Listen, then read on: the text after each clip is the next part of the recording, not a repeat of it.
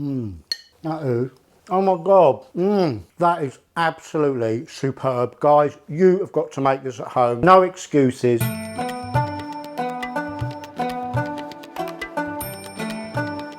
Welcome back to another show, and it's great to be back. This week I'm returning to the 30-minute series. If you haven't checked out my 30-minute curries, go check them out in the playlists on my channel.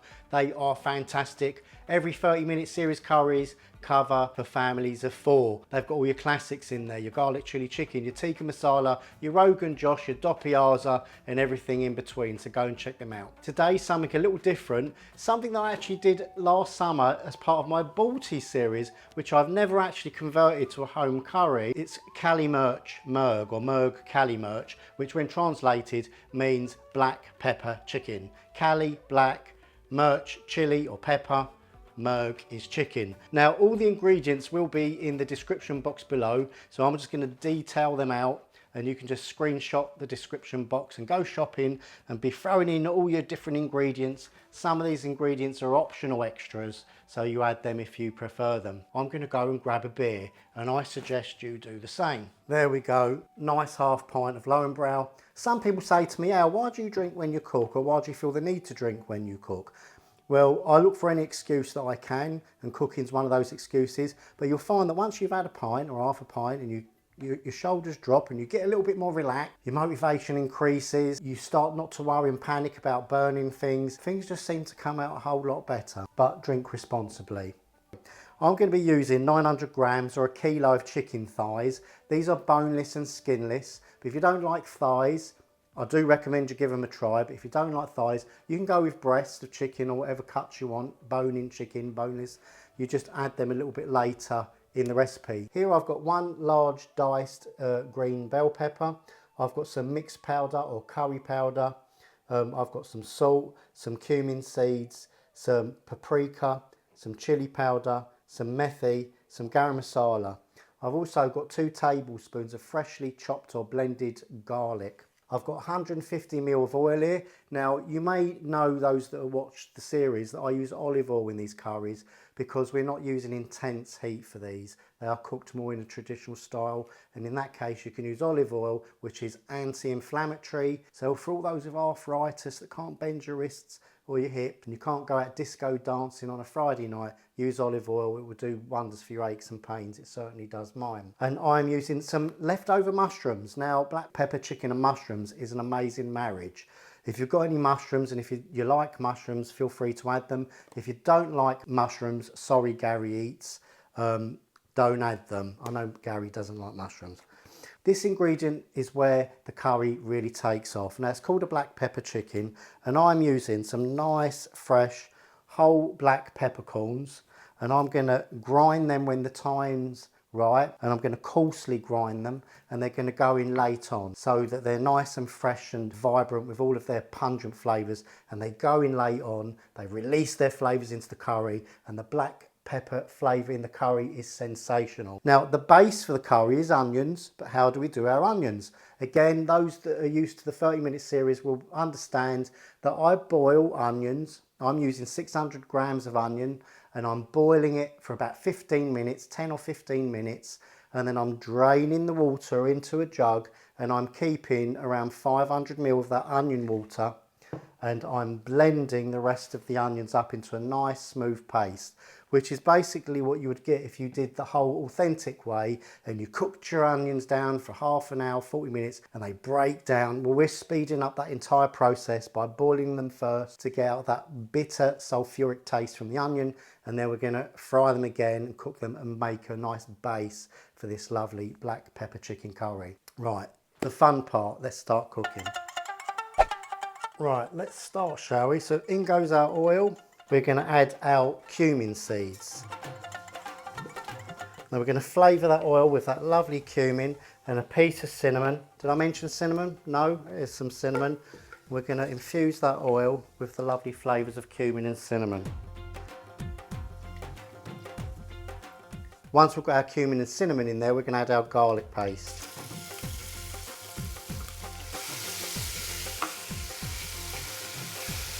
And now for the first 10 minutes, we're going to add our onion paste.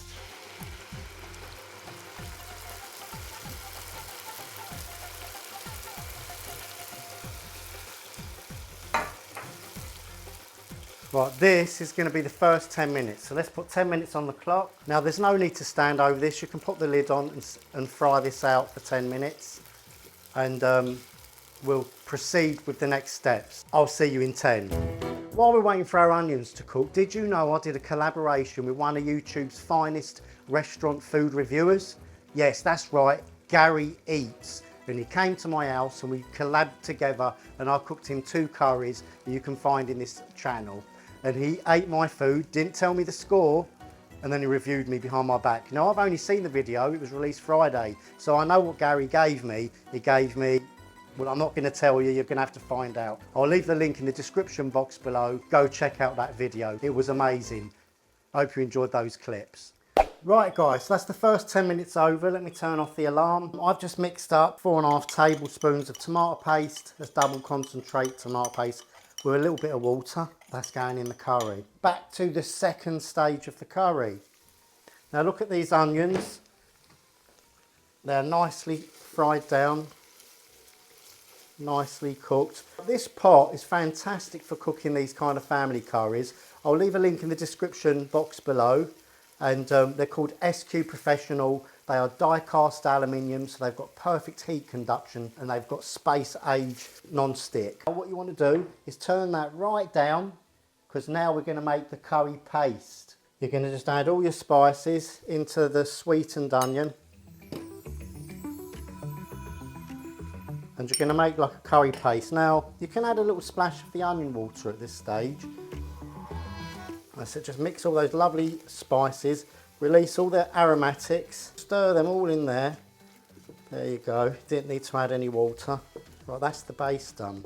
So now we're going to add that all important tomato paste, which I nearly forgot. Oh God, I tell you, I'm getting old, memory's going. So adding the tomato paste, this is going to finish off the masala base. So, do you know what, look at the way it all just slides off this pan. I do wonder how they do that. I mean, it stays clean, really easy to wash. This is the 32cm pot, by the way. Now, you can dice the chicken up, you can put the thighs in whole. With this particular curry, I quite like the whole thighs, so that you can stick a couple of thighs or 3 on your plate with your rice, and you've got something nice to cut into with that lovely curry gravy. And we're going to coat the chicken in that lovely masala sauce. Just coat the chicken. We're going to add the onion water. Give that a good mix. Now I do understand these curries, they really come together at the end, guys, so don't worry if you think, oh, it looks a bit runny at this stage. Seriously, you're going to have a beautiful curry at the end of this, I can assure you of that. And now we're going to cook this for another 10 minutes before we perfect it. Right, lid on. There we go, another 10 minutes. I'll see you in 10. So now we're entering into the final stage, the perfecto zone. This is where you shape the curry and take it to its final destination. Now I'm adding the mushrooms in now. I'm adding them late because I didn't want them to disintegrate. And now I'm adding the green pepper, same reason. You get a little bit more bite on the pepper if you add it a little bit later. If you add it earlier, less crunch, soggy peppers. Again, do what you like. Now, so got some Tsp Methi here. So this is the final. Put it between your hands and you want a nice powder. Rub it between your hands, get that in there. Gonna add salt. Now, you might have thought I forgot the black pepper. That's the star of the show. And I prefer to use coarse grind black pepper. Try not to use ground black pepper, that's a powder, because you might find that that's a bit too strong and overpowering. It tastes a lot better. So I'm going to crush down some of these. If you've got a spice grinder, even better.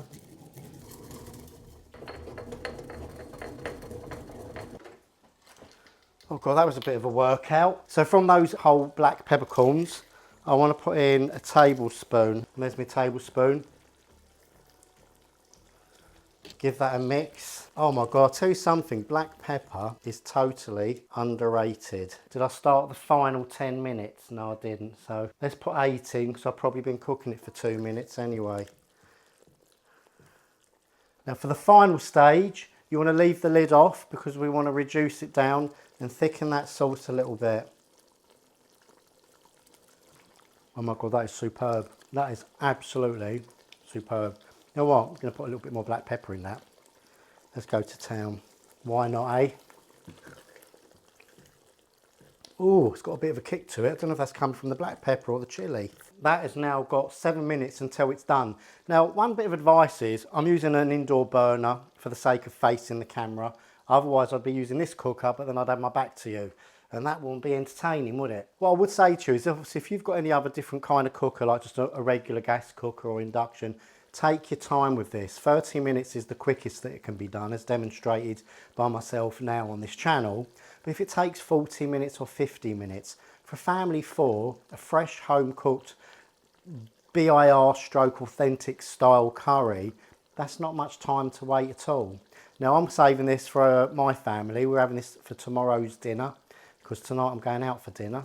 Next day you'll find that curries always taste better anyway because spices just keep releasing their flavours and they mature like a fine wine. Well, I'll see you back in 10. Okay guys, so this is all but complete and I have to say it's looking amazing and I can't wait to eat this tomorrow. There's nothing left for me to do except plate this baby up and give it a quick taste test for you guys at home. But before I do that, I'm going to add one last little ingredient, and this is optional as well. I'm just going to add a splash of double cream, if you have it, because this is just going to give curry a nice bit of body. Now I will say use double cream and not single, and you want the full fat. The higher the fat content, the less likely it is to split. So just a dribble of cream in there, stir that through. Beautiful, look at that. Let's plate this up now.